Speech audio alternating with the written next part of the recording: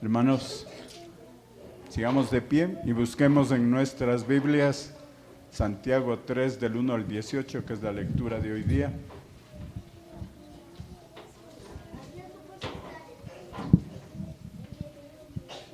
Ya saben, leemos un versículo, lo leo yo, un versículo lo leen ustedes y al último lo leemos conjuntamente.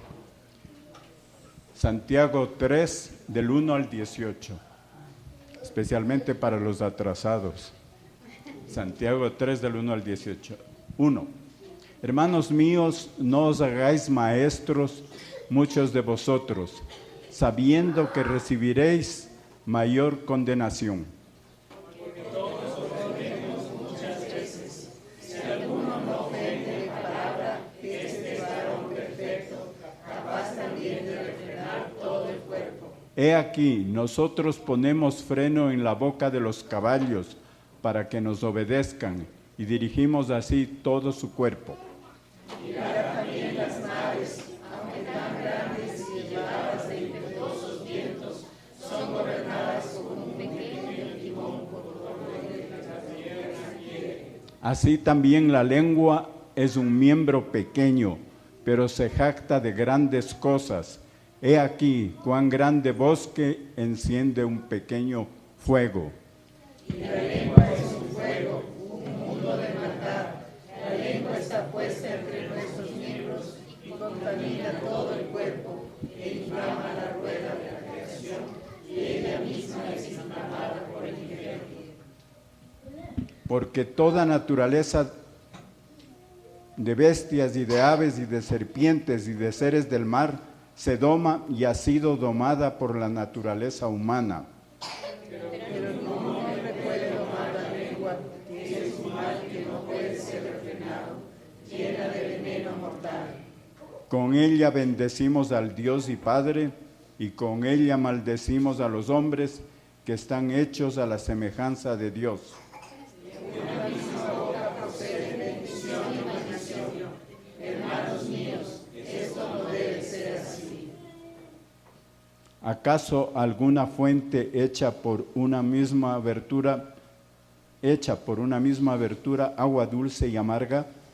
Hermanos míos, ¿puede acaso la higuera producir aceitunas o la vid higos? Así también ninguna fuente verdadera agua salada y dulce. ¿Quién es sabio y entendido entre vosotros? Muestre por la buena conducta sus obras en sabia mansedumbre.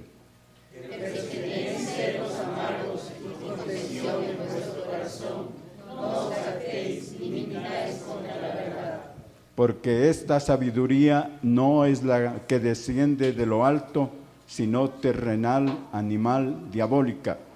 Porque donde hay celos y contención, allí hay perturbación y toda obra perversa.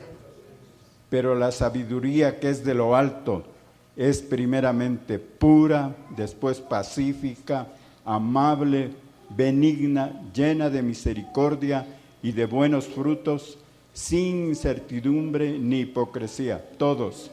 Y el fruto de justicia se siembra en paz para aquellos que hacen la paz.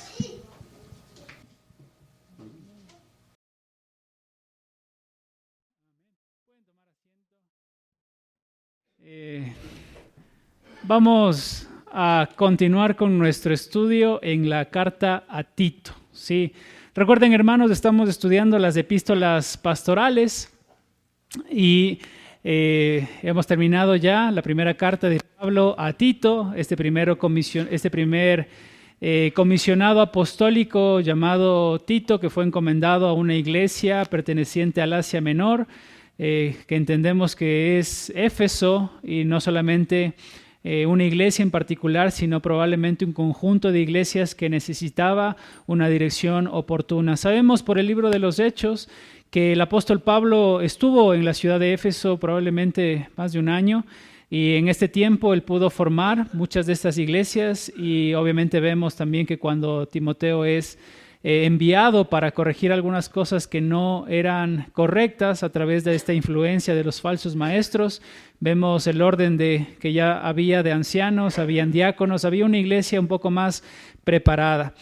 Sin embargo, ahora que estamos considerando la carta que Pablo le escribe a Tito, que es una de estas segunda carta de las epístolas pastorales y probablemente la penúltima carta de Pablo antes de escribir segunda de Timoteo, su última carta antes de morir, Pablo le da instrucciones una vez más a un comisionado apostólico, a un verdadero hijo en la fe llamado Tito, para que vaya a la isla o se quede en la isla llamada Creta y así pueda poner los huesos en su lugar. ¿Se acuerdan de esa expresión, hermanos, que veíamos la anterior semana?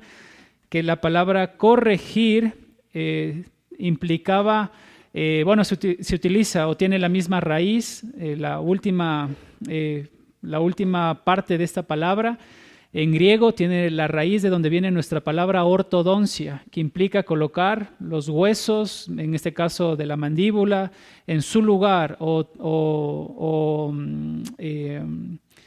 corregir huesos. También estaba por implicación ese uso para nosotros hoy de ortodoncia. Sí.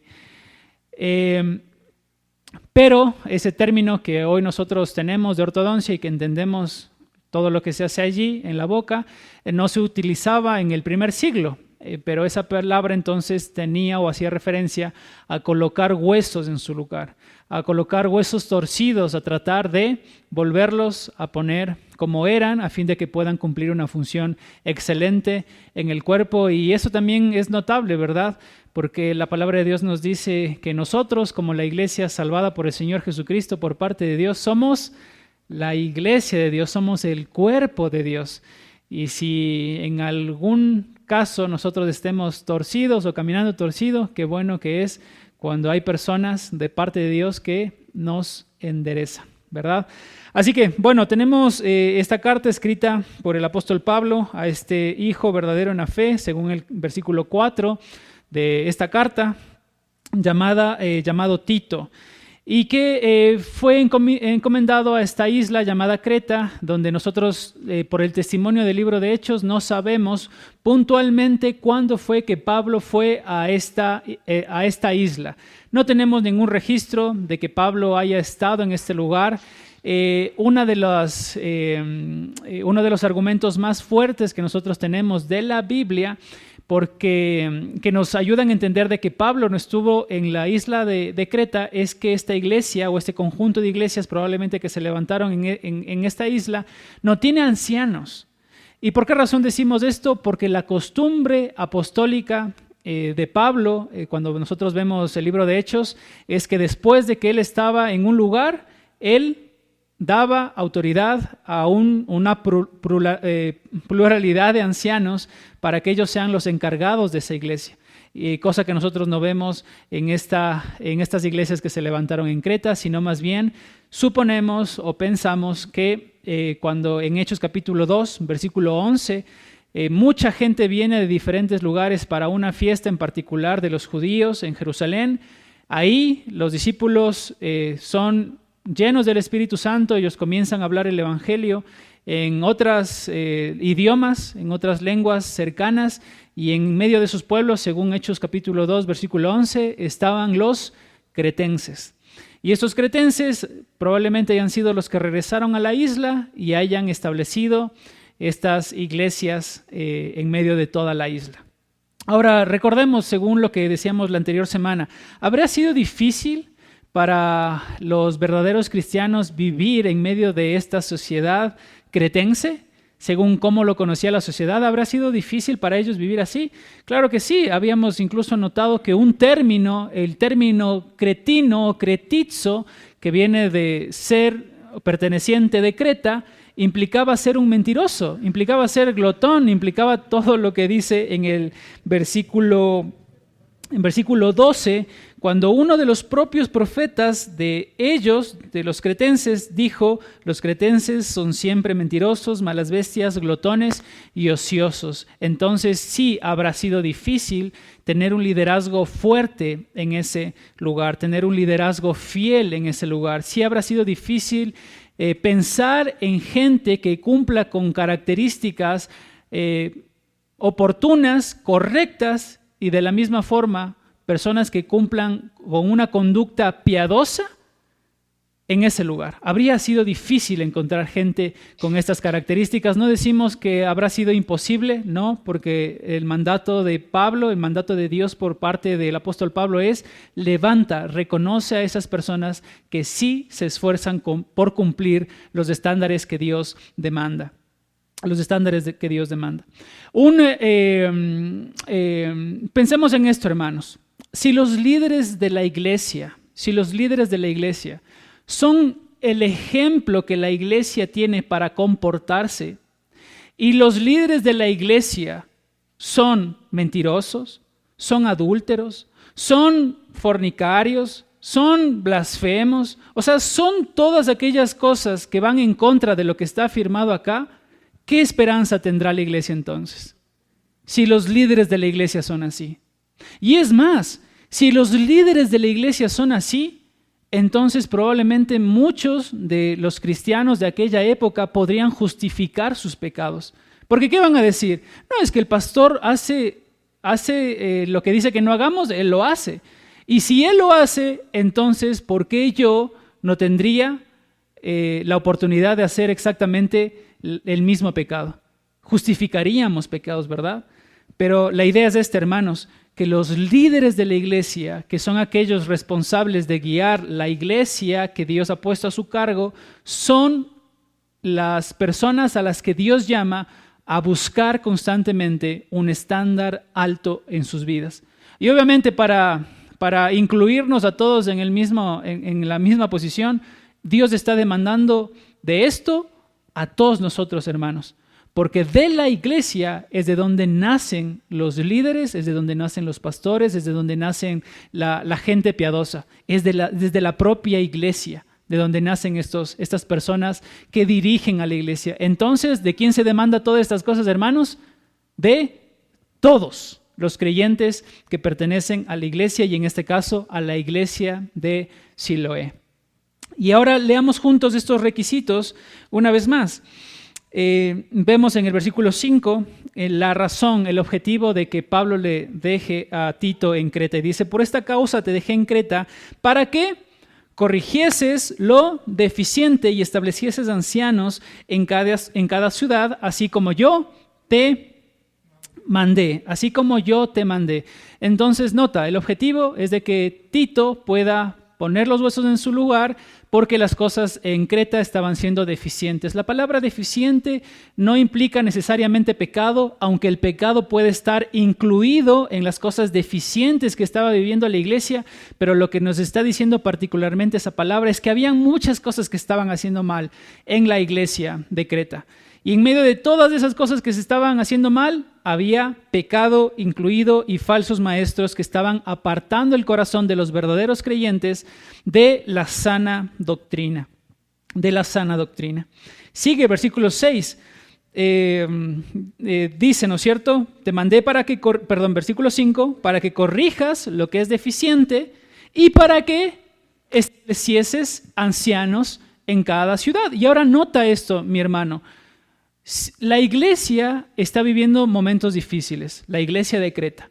La iglesia está teniendo cosas deficientes que no sabemos particularmente o específicamente lo que estaba viviendo. Pero la iglesia, según estas palabras, vemos que estaba mal. ¿Y cuál es el pensamiento de Dios transmitido por el apóstol para corregir a la iglesia? Lo primero que tiene que hacer esa iglesia es establecer ancianos en cada lugar. Y ya vamos a ver qué tipos de ancianos, pero establecer ancianos en cada ciudad de la misma forma, hermanos, como habíamos dicho hace algunos minutos atrás, porque lo que son los líderes es la iglesia de Dios.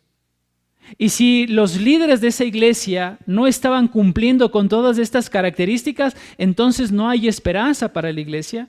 De manera que esos líderes malos tienen que ser removidos para colocar nuevas personas con temor a Dios para que puedan ser un ejemplo a la iglesia, a los que asisten a la congregación, para que puedan ser agradables delante de Dios.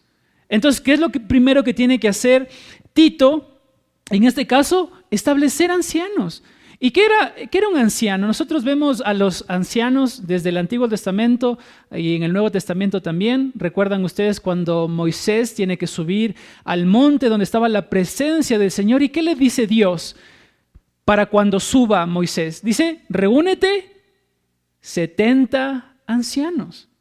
Eso lo dice en el libro de Números, capítulo 11. Le pide Dios a Moisés que pueda reunir 70 ancianos para que suban junto con él a la presencia de Dios. Vemos a los ancianos en el Antiguo Testamento como figuras de hombres piadosos que dirigían al pueblo de Dios.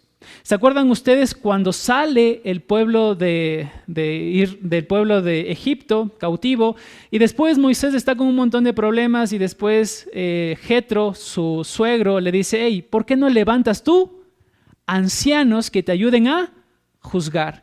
Entonces vemos reiteradas veces en el Antiguo Testamento esta figura del anciano como alguien que está para guiar al pueblo, una persona madura, una persona fiel que está dispuesto a guiar al pueblo de Dios. También vemos esta figura, si ustedes recuerdan o han leído el libro de Ruth, cuando tienen que hacer esta transacción con Boaz, dice que Boaz fue delante de ¿quiénes? De los ancianos de la ciudad y fue comprada la heredad, o se compraban, en ese caso, las transacciones se hacían delante de los ancianos porque los ancianos representaban la figura pública de la entidad social de ese tiempo, de los tiempos de Ruth. Entonces eran gente de este estilo y en el Nuevo Testamento se acuerdan que el Sanedrín, ¿por quién estaba compuesto? Por 70 ancianos. Y las sinagogas, ¿a quién tenían por principal en medio de ellos? A un anciano. Es por eso que Pablo, cuando le dice en la primera carta de Timoteo, cuando lo vimos, que nadie tome en poco tu juventud, era porque Timoteo, que estamos hablando de una persona de 40 años, probablemente de 30 a 40 años, era muy joven en relación a ¿quiénes? A los ancianos, que era común que gobiernen en las sinagogas o en el pueblo en ese lugar. Entonces, esa es la figura del anciano, una persona madura, una persona que puede guiar a las personas, y dice, a esas personas tienes que elegir en medio del pueblo. Ancianos. La palabra anciano también se utiliza, puede ser traducida en el Nuevo Testamento con otras palabras. Después, si ustedes notan en el versículo 7, cambia la palabra, ya no lo llama anciano, sino le dice obispo. Dice, ¿por qué es necesario que él?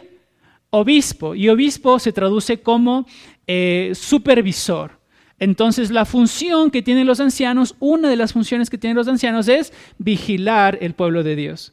Después se dice de los ancianos en Primera de Pedro, capítulo 5, versículo 2, que ellos son los encargados de pastorear la grey de Dios. ¿Se dan cuenta? Entonces, esta es la función de los ancianos, y después vemos una función más que dice en el versículo 7, porque es necesario que el obispo sea irreprensible como administrador de Dios. ¿Los ancianos, los líderes de la iglesia, son los dueños de la iglesia? No, son los mayordomos de Dios. Son los siervos de Dios, somos los administradores de Dios, y un día vamos a tener que rendir cuentas. Como leímos hoy en esta mañana en la lectura bíblica en Santiago capítulo 3, no os hagáis muchos de vosotros maestros, porque tienes que saber que recibirás de Dios mayor condenación si guías mal al pueblo de Dios.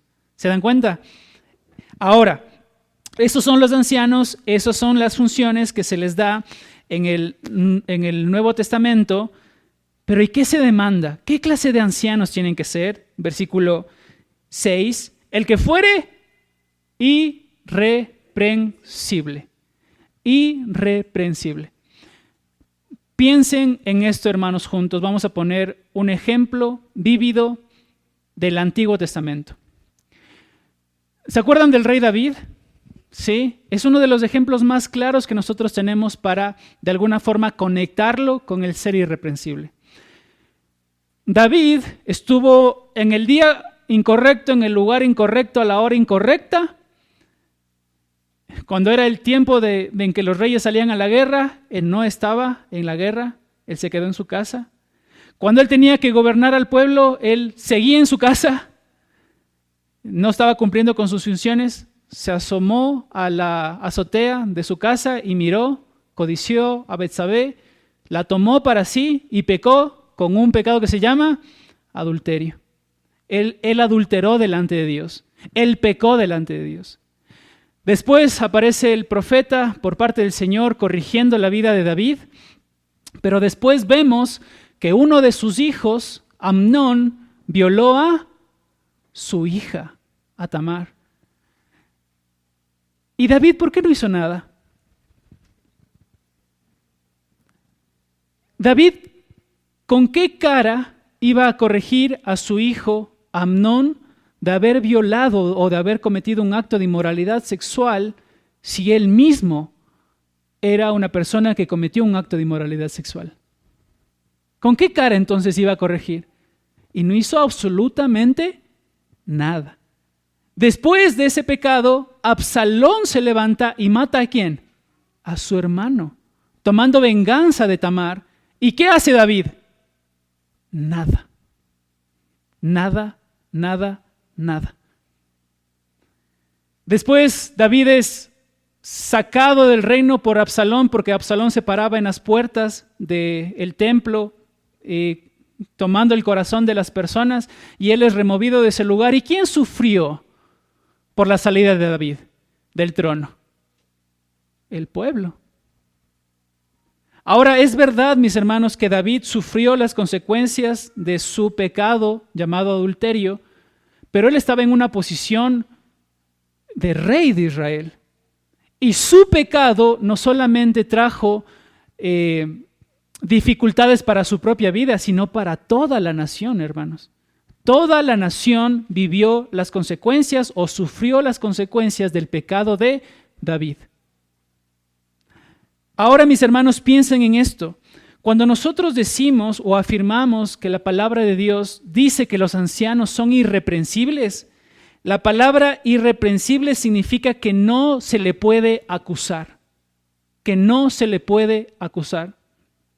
Ahora, no está diciendo acá la Biblia que obviamente al anciano, a los líderes no se le puede decir absolutamente nada. No, el Señor Jesucristo fue acusado de muchísimas cosas en su ministerio terrenal. Es más, el testimonio de Pedro, de los otros creyentes a los que les escribe, dice, muchos van a decir que ustedes son malhechores. O sea, mucha gente va a decir muchísimas cosas, te van a acusar, pero es muy diferente la acusación que tú puedes recibir a comprobar que esa acusación sea real. Y eso implica esta palabra. El anciano tiene que ser irreprensible en el sentido de que las acusaciones que probablemente puedan tener sean halladas falsas, porque no es así. Porque no es así. Porque si, hermanos, si aquí nos dice que el anciano, versículo 6, tiene que ser irreprensible, marido de una sola mujer, esto implica que el anciano tiene que ser fiel a su pareja, fiel a su esposa, fiel a aquella persona con la que hizo su pacto delante de Dios en un principio, y nadie puede decir lo contrario. Eso implica, hermanos, que nadie puede decir que no es así. Que nadie puede decir que esta persona tiene otra mujer en otro lugar. No es que el anciano que está ahí parado, no, pero es un anciano que codicia, es un pastor que codicia, es un pastor que está buscando siempre mirar a las jovencitas en medio de la iglesia. Es un pastor así. Entonces, hermanos, implica esta palabra irreprensible que alguien, aunque pueda acusarnos, no se halle veracidad en esa acusación, sino que sea alguien que no se le pueda acusar, que no se le pueda acusar.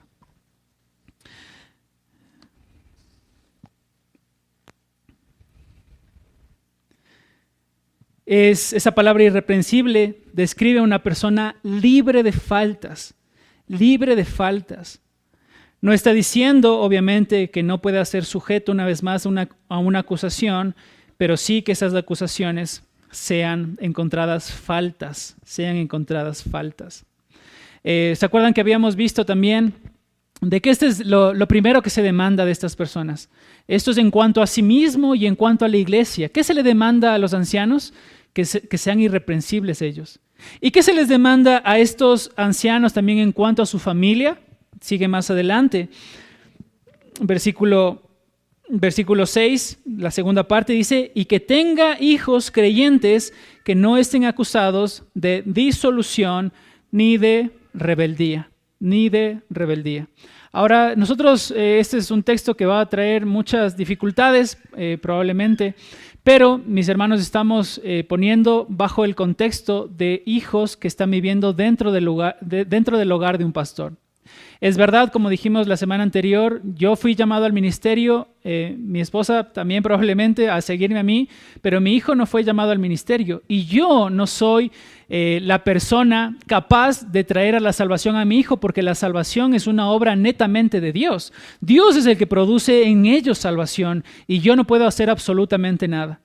Pero mis hermanos, piensen en esto, si el anciano acá se está considerando la capacidad que esta persona tiene para dirigir, porque eso es lo que se está considerando acá, la capacidad que esta persona tiene para dirigir, y en este caso la iglesia, si yo como pastor, cuando crezca mi hijo, no tengo la capacidad para que mi hijo pueda no ser un rebelde en la iglesia, entonces eso está mostrando, no está diciendo que mi hijo me descalifica, no, está diciendo más bien que yo mismo me estoy descalificando para el ministerio porque yo no he podido llevar a mi hijo a que no sea rebelde. ¿Se dan cuenta? Eso es lo que implica, porque el líder tiene que tener esa capacidad de hacerlo con su familia, porque de otra forma, si no puede hacerlo con los de su casa, ¿cómo entonces haremos o dirigiremos a aquellos que no viven con nosotros? Es incoherente este pensamiento. Si yo no puedo hacerlo con mis hijos, entonces tampoco sería capaz de hacerlo con otras personas que no viven bajo mi techo. Mis hijos no son los que me descalifican a mí. Ojo, yo mismo me descalifico del ministerio cuando yo no soy capaz de guiar sus corazones a Cristo.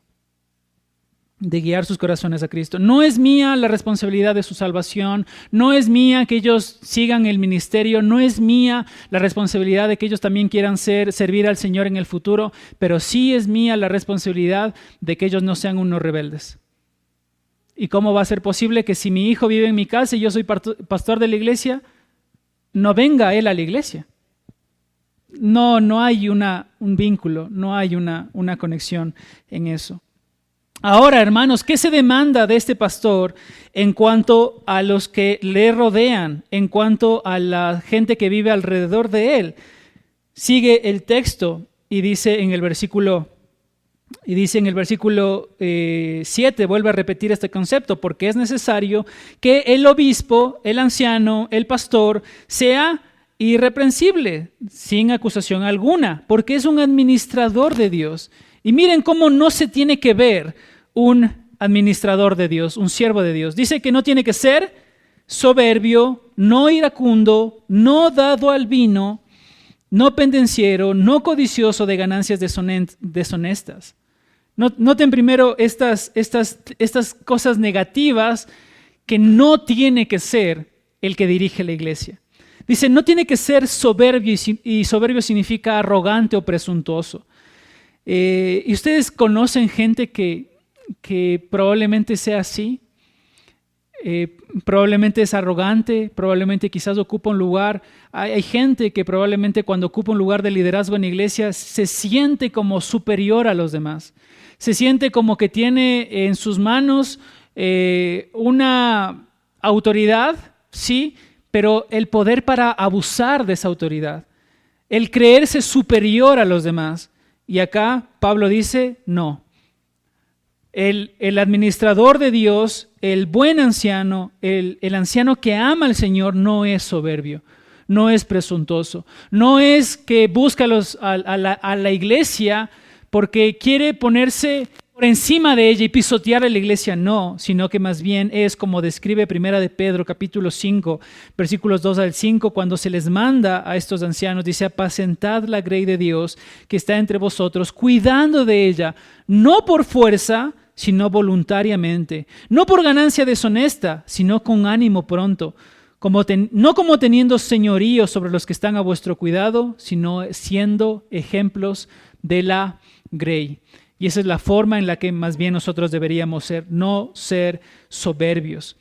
Después agrega, dice, no tiene que ser iracundo, no tiene que ser una persona que se aire fácilmente, probablemente en palabras de nosotros, un fosforito. No tiene que ser una persona así, no tiene que ser una persona que se da la ira fácilmente. Hermanos, ¿hay dificultades en la iglesia, sí o no?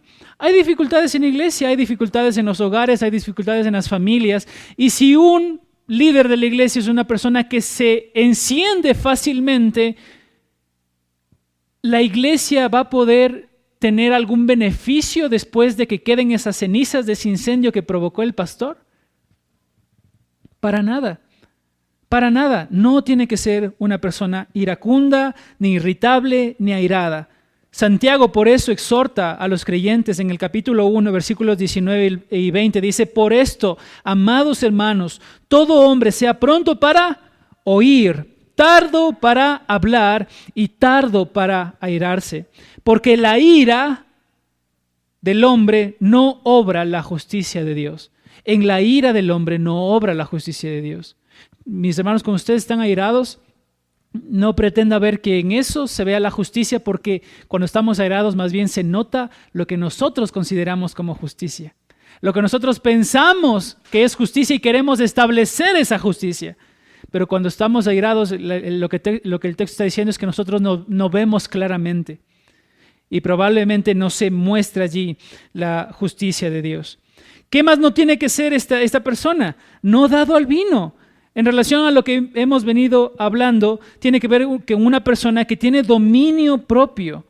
No dado al vino no significa que una persona no pueda... Ojo, la Biblia, cuando habla acerca de las bebidas alcohólicas, no las prohíbe ni tampoco las promueve. No las prohíbe ni tampoco las promueve. Lo que sí prohíbe es la embriaguez. Cuando dice a través del apóstol Pablo, no os embriaguéis con vino en lo cual hay disolución, sino más bien sed llenos por el Espíritu Santo.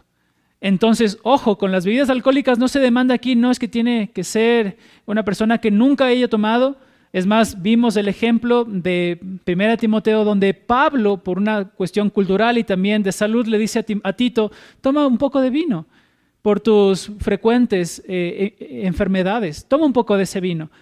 Entonces, lo que sí la Biblia regula es la embriaguez y la considera como pecado. Y dice acá entonces que ese líder de la iglesia no tiene que ser dado al vino en el sentido de que se deje dominar por el vino. Ustedes saben, hermanos, que en medio de la iglesia algunos de nosotros tenemos dificultades fines de semana, madrugadas. Y si alguno de ustedes tiene esas dificultades en esos tiempos y llaman a los líderes de la iglesia y estos líderes están embriagados, ¿qué beneficio va a tener la iglesia de estos líderes? Ninguno. Si estos líderes están siendo dominados por no solamente las bebidas alcohólicas, sino por cualquier otra clase de vicio, ¿qué beneficio va a tener la iglesia a la que dirige? Ninguno.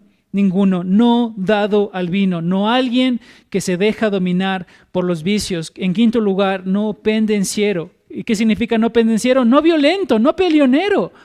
Hay gente, no sé si líderes pueden llegar a ser así, que no les puedes decir absolutamente nada porque pelean.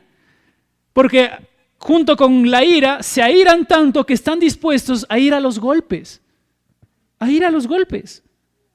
A estar involucrados en problemas y no solucionar las dificultades y no ser conocidos por su amabilidad u honestidad, sino por todo lo contrario. No, hermanos, tiene que ser conocido esta persona por ser alguien amable, honesto.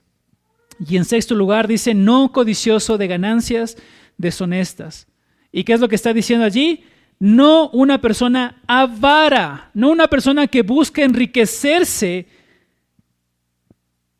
por medio de la iglesia. No una persona que mira, no, es que necesitamos llenar la iglesia y necesitamos traer más personas y necesitamos que haya más ofrendas para yo ser enriquecido a mí mismo.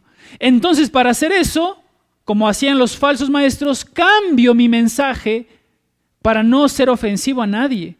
Cambio mi manera de actuar con la gente para que haya más personas y esas personas estén dispuestas a dar más dinero y así yo me enriquezca, porque esa es la forma que después vamos a ver más adelante, que los falsos maestros procuraban hacer dinero. Y como ya lo vimos también en 1 Timoteo capítulo 5, cuando decía que estos falsos maestros se enriquecían viendo al ministerio como una fuente de ganancia. Entonces, hermanos, se requiere de un anciano, de un líder de la iglesia que no sea codicioso de ganancias deshonestas, que no busque, que no ame el dinero, Esto implica, hermanos, que el anciano, el líder de la iglesia, no tiene que recibir un salario. No, mis hermanos. Algo que nosotros a veces pensamos, algunos dicen esto, algunos dicen, no, es que los ancianos o los líderes de la iglesia no tienen que recibir ningún tipo de remuneración por su trabajo. No, porque mira el ejemplo del apóstol Pablo. El apóstol Pablo dice que hacía tiendas y con esto se sustentaba y a la vez predicaba el evangelio. Y entonces el ministerio de los líderes de la iglesia tiene que ser por amor y no tienen que ellos recibir nada. ¿No dijo el apóstol Pablo que obrero es digno de su salario?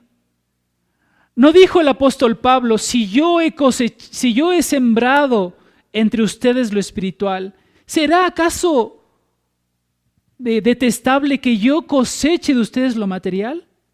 El apóstol Pablo, cuando hacemos referencia a ese tiempo en el que él tuvo que hacer tiendas para tener su remuneración y hacer su ministerio, ¿en qué lugar estaba, hermanos, cuando decimos eso? ¿Saben dónde estaba?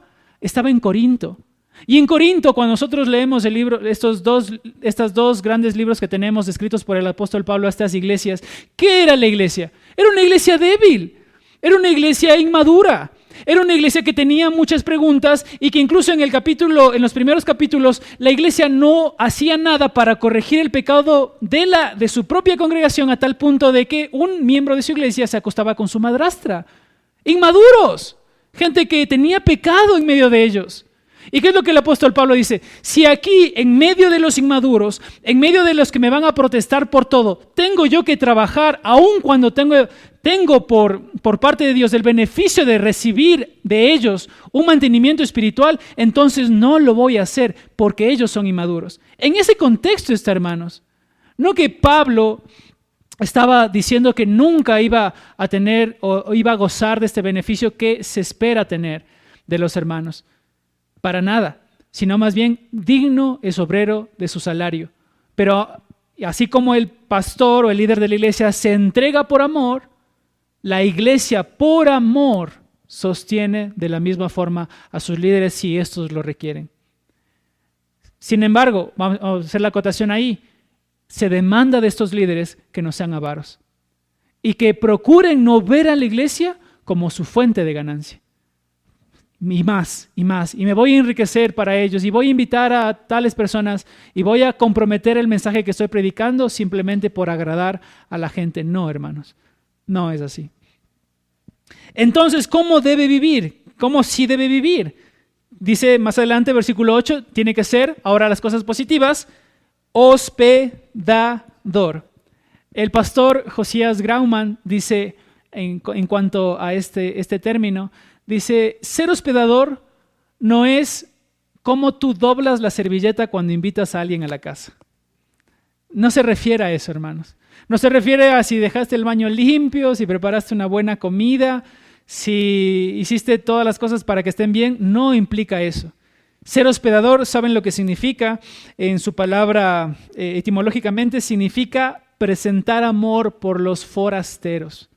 Presentar amor por los que no conocemos.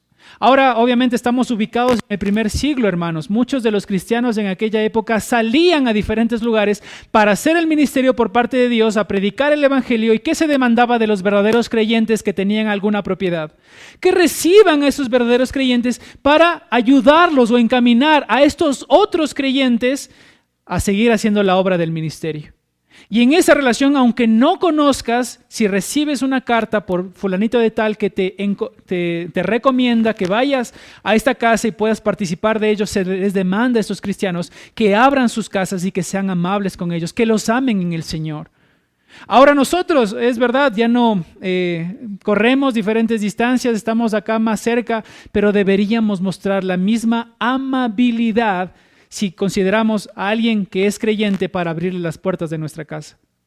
Discriminando de aquellos que después el apóstol Juan en su segunda carta va a decir, hay algunos que es preferible ni siquiera abrirles la puerta porque son falsos maestros. A esos de lejitos, a esos ni tocan el timbre y más bien quédate en la cama, ni te levantes, quédate ahí. ¿Ok? Pero para los verdaderos creyentes, si puedes ayudarles a ellos a seguir encomendándoles para el ministerio y ser amador de ellos porque son creyentes, hazlo.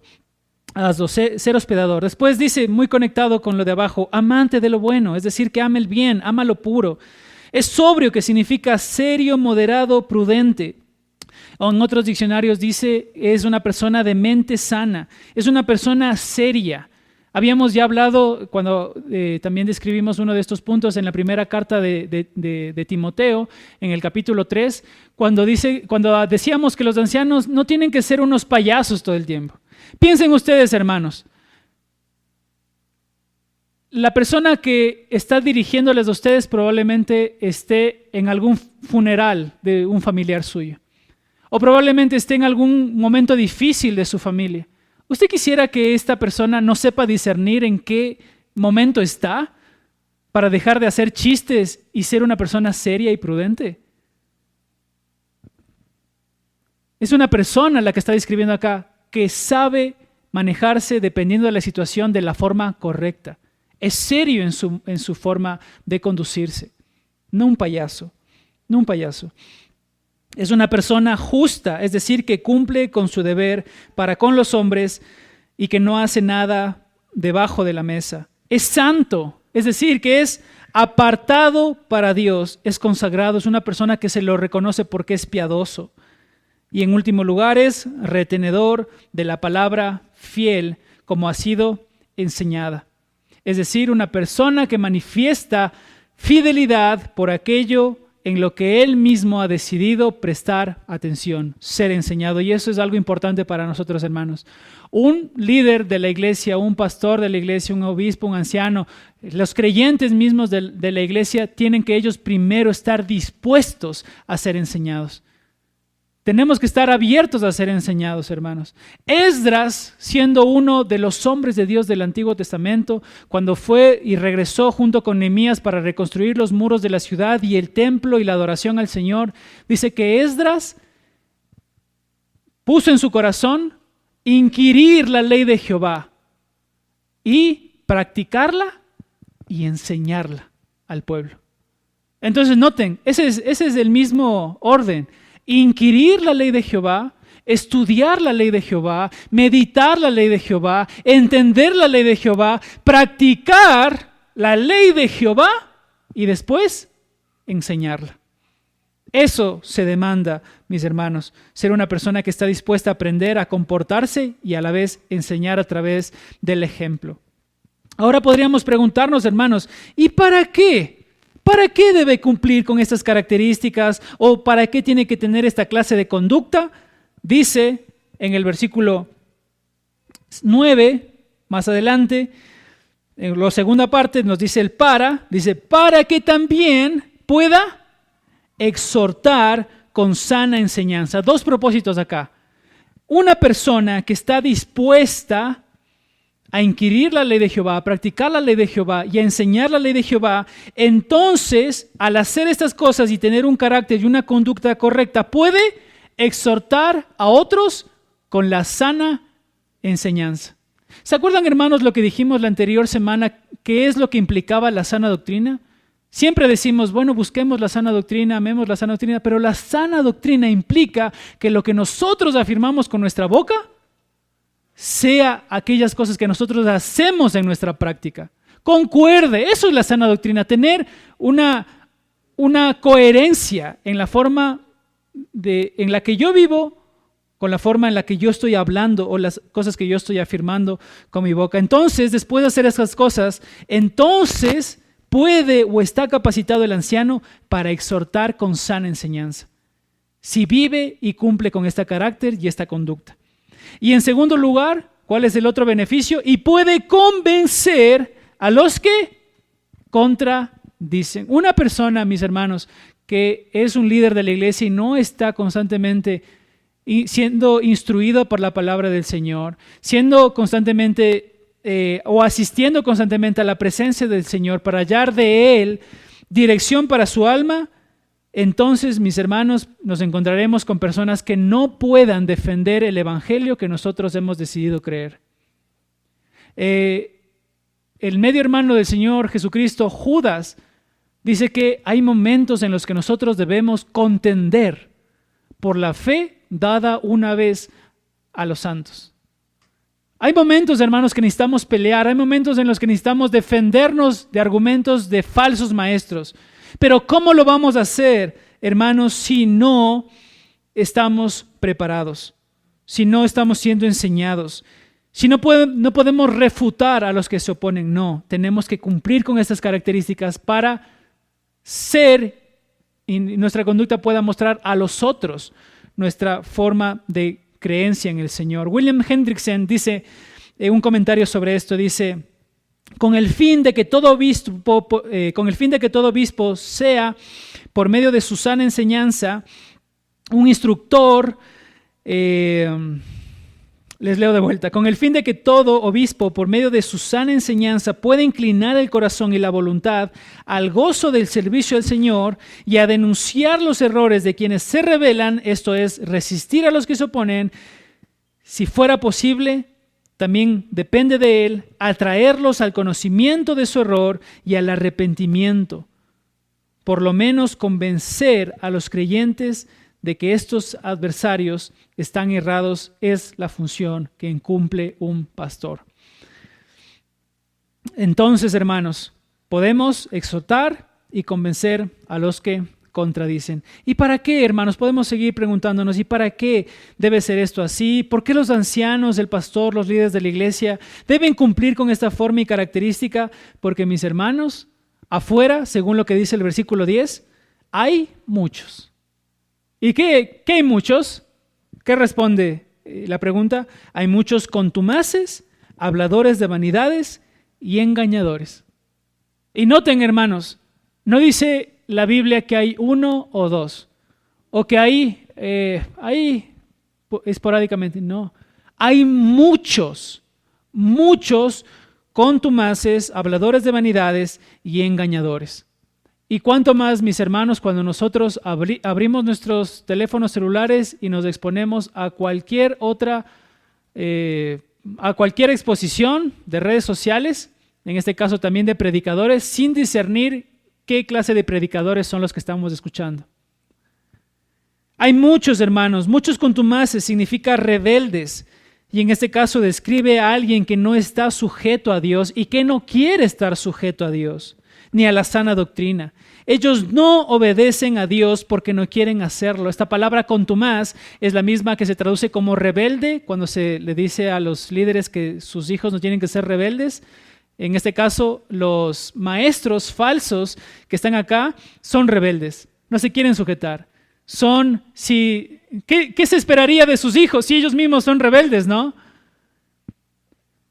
Son personas que no se quieren sujetar. Cuando dice ahí habladores de vanidades, dice que hablan mucho, pero que en realidad sus palabras no edifican, no está diciendo absolutamente nada. Y engañadores significa esa palabra impostor. Ahora la pregunta es, ¿estas personas saben lo que están haciendo? ¿Voluntariamente estas personas engañan a la gente a través de su falsa enseñanza? Miren lo que dice el apóstol Pablo en 1 Timoteo capítulo 3, versículo 13. Dice, pero los malos hombres y los engañadores irán de mal en peor, engañando, y miren, y siendo engañados. Engañando y siendo engañados.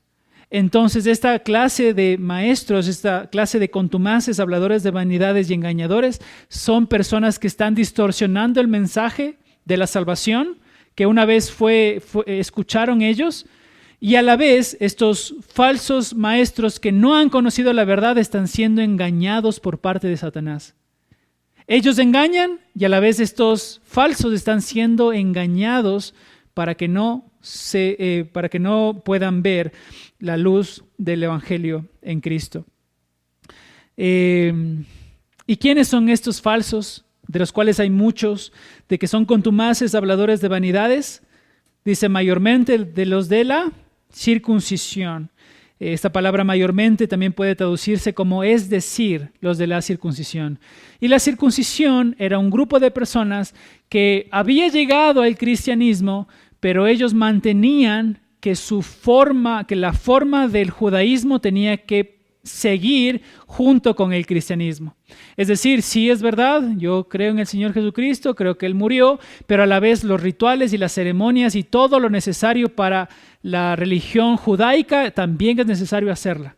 Entonces lo que ellos estaban haciendo es cambiando este sistema nuevo que había sido implementado por el Señor Jesucristo de gracia sola por medio de la fe a un sistema de gracia más obras.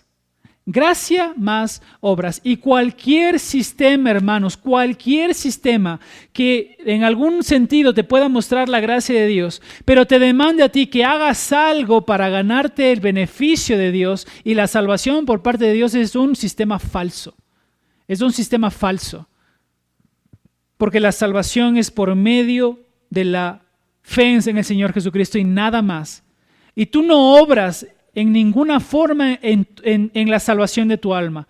El Señor es el único que a través de la obra del Espíritu Santo te convence internamente, Juan capítulo 14 y capítulo 16, y obra de tal forma de que te abre los ojos para que entiendas del pecado, justicia y juicio y puedas responder a Él en arrepentimiento y fe.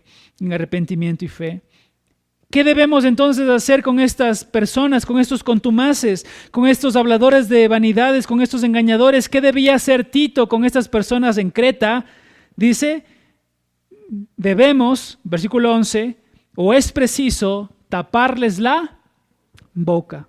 Taparles la boca. William Hendrickson dice con respecto a esto de la misma forma, a los engañadores no hay que tolerarlos, hay que callarlos. a los falsos maestros, a los engañadores, a los contumaces, hay que sacarlos de ese lugar que tienen para hablar delante de todos.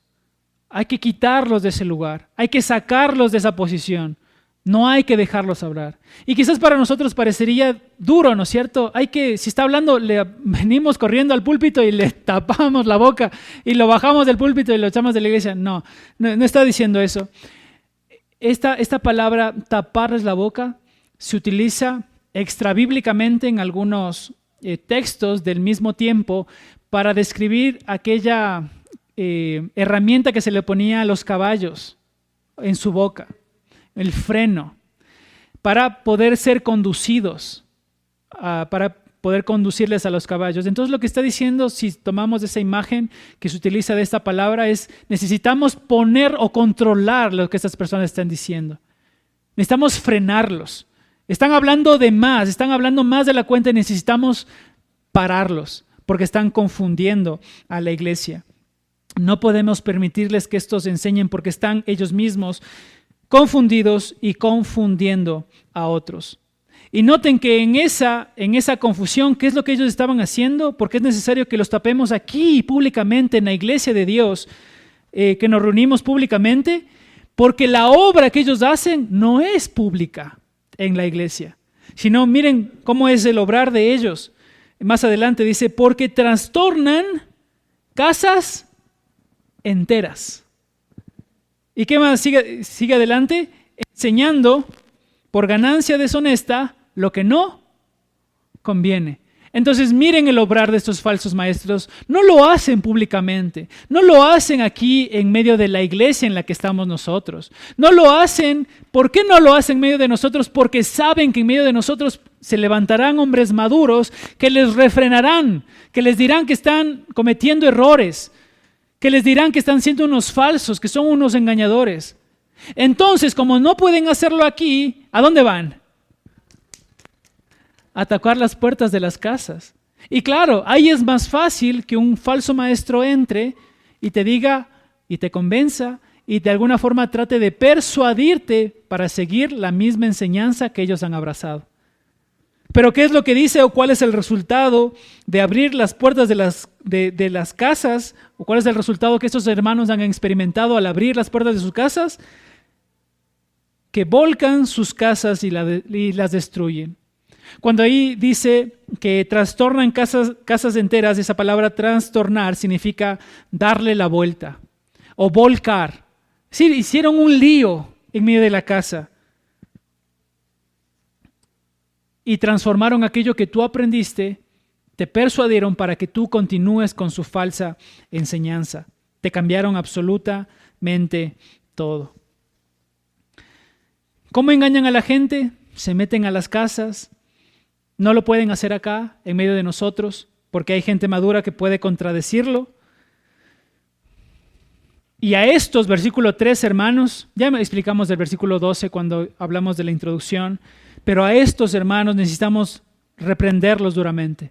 Necesitamos taparles la boca, necesitamos sacarlos de ese lugar donde pueden hablar hacia las demás personas, hacia la iglesia. Y en segundo lugar, necesitamos reprenderlos duramente. Ahora, hermanos, piensen en esto. Mateo capítulo 18 nos da a nosotros la pauta de cómo debemos manejarnos entre creyentes cuando una persona está cometiendo una falta en medio de nosotros.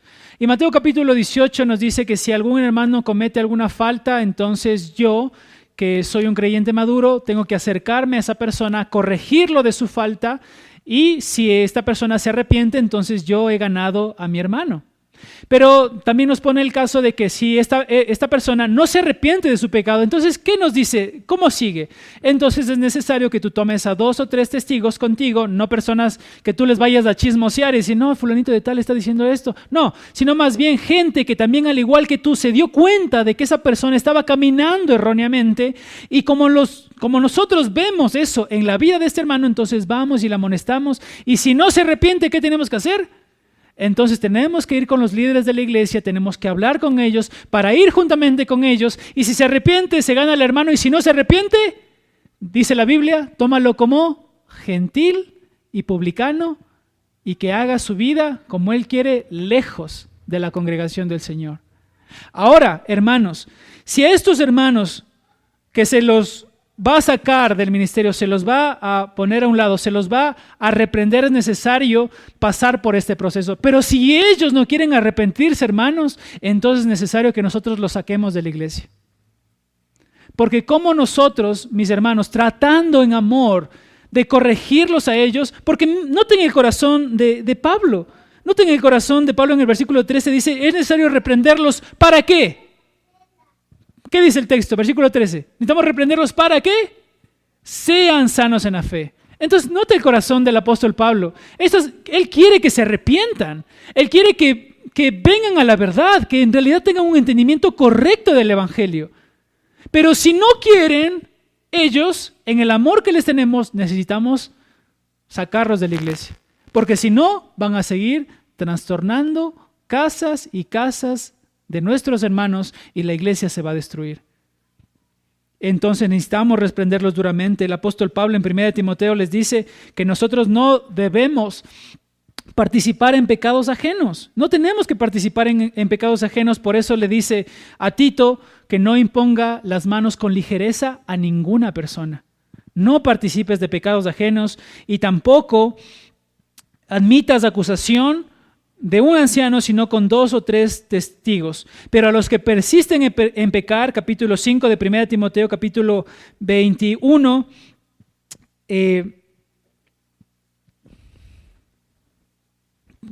versículo 19, del capítulo 5 de 1 Timoteo, contra un anciano no admitas acusación, sino con 2 o 3 testigos, y a los que persisten en pecar, repréndelos delante de todos, para que los demás también teman. Entonces, ¿cuál es aquí, mis hermanos, la función que Tito tiene que hacer con estos engañadores, contumaces y falsos? Entonces tiene que reprenderlos duramente para que la iglesia sepa que en la iglesia de Dios, Dios gobierna, ¿sí? Y se maneja de una forma santa. Solo para terminar, versículo 15 y 16 dice, todas las cosas son puras para los que son puros, pero los inmundos incrédulos nada es puro. Por el contrario, inmundas están aún sus mentes y conciencias. A Dios profesan conocer, pero por sus acciones lo niegan, porque son abominables y desobedientes, inhabilitados para toda buena obra. Estos son los falsos maestros. Hermanos, conclusión, hemos dicho muchísimo, ¿verdad? En esta mañana, mucha información, pero ¿con qué se tiene que quedar usted, mis hermanos? Que lo que Dios demanda de nosotros como líderes de la iglesia es alto. Y nosotros de alguna forma moldeamos lo que Dios espera que toda la iglesia haga. Así que en un primer sentido, oren por sus líderes, oren por sus pastores, oren por sus ancianos, porque constantemente nosotros estamos también luchando con nosotros mismos para hacerle agradable al Señor y poder enseñarles a ustedes la palabra de Dios. Así que oren por nosotros. Mis hermanos, ustedes también tienen otra función importantísima en la iglesia. Porque ¿qué es necesario hacer si los falsos maestros están ocupando esos lugares? Y si yo, como Raúl, me convierto en un falso maestro, no, Dios no quiera, ¿no es cierto? O pase, ustedes, hermanos, tienen que bajarme del púlpito. Y a cualquier persona que se suba, ustedes, mis hermanos, como iglesia, son responsables de bajarlo de allí. Ustedes son responsables, hermanos. Ustedes son responsables de ver en los líderes de su iglesia, de la iglesia, que cumplamos con estos requisitos, que nos esforcemos por hacerlo, que vivamos a la luz de esto, porque si nosotros podemos vivir así, podremos moldear en ustedes una forma también prudente de cómo vivir, hermanos. Y de poderles exhortar. ¿Cómo vamos a exhortarles a ustedes, hermanos, si nosotros mismos somos mentirosos, somos indisciplinados, somos ociosos, somos adúlteros, somos fornicarios? ¿Cómo les vamos a amonestar a ustedes, hermanos? No podemos hacerlo. Por eso necesitamos ser irreprensibles. Y todas estas características que hemos hablado hoy no solamente se demandan de los líderes de la iglesia, sino de todos los creyentes también. Porque de la iglesia nacen los líderes de la iglesia. Amén. Oremos al Señor. Padre, gracias por este tiempo que nos ha regalado, gracias por su palabra.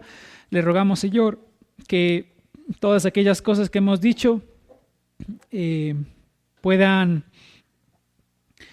impregnarse, puedan profundizarse en nuestros corazones, Señor. Le rogamos para que nos ayude a través de su Espíritu Santo a poder alcanzar estos grandes estándares que usted tiene con nosotros, Señor.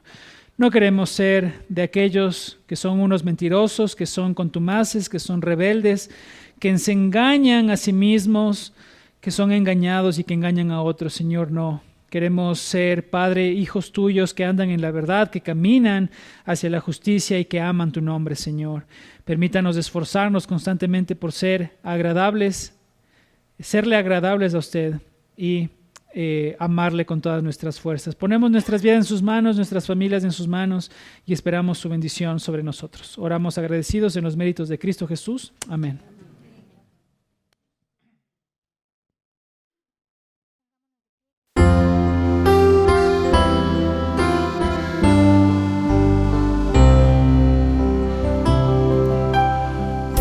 Busca primero el reino de Dios y su justicia perfecta,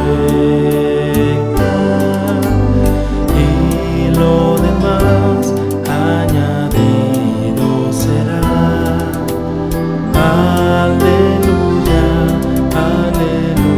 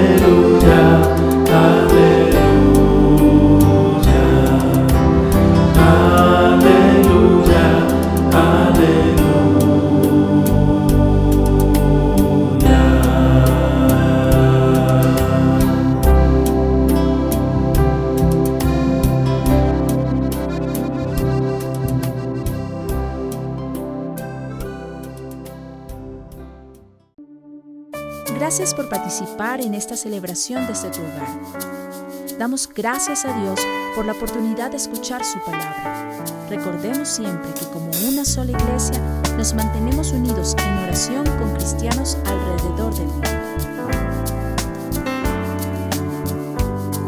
Nuestra actitud frente al mundo siempre será de constante alabanza y adoración a Jesucristo, con oraciones de súplica y agradecimiento. Bendiciones a